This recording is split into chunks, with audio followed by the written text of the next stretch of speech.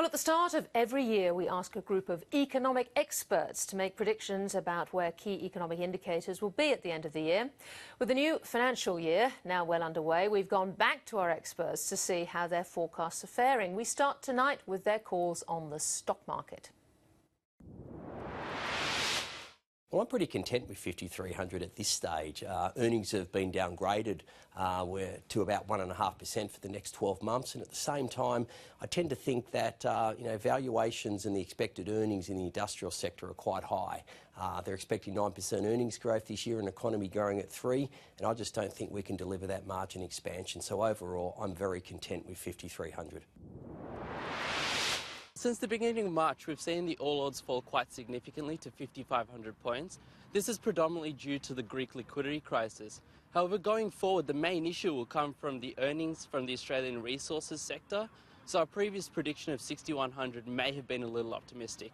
That being said, the rest of 2015 should see lower interest rates as well as a low Australian dollar.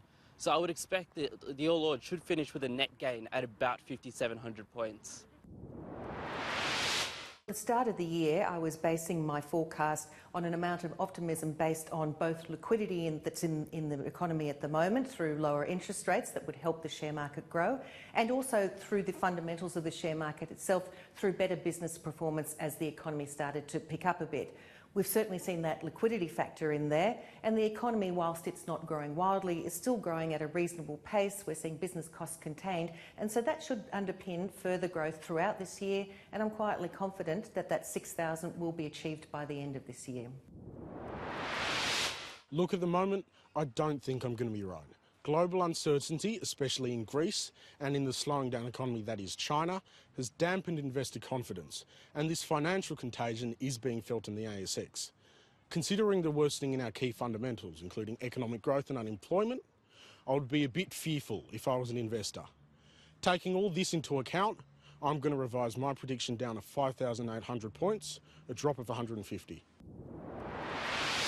I'm still going to stay with the 6,000 at this stage. I think we've had a bit of volatility. We've particularly had the Chinese market that's sort of been coming down pretty aggressively. We've had worries about Greece, and people get very nervous in those circumstances. So the share market's sort of been coming down a little bit recently.